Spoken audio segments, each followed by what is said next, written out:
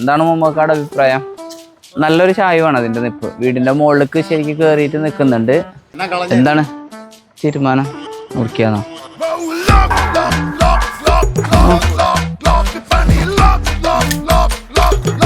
മാറി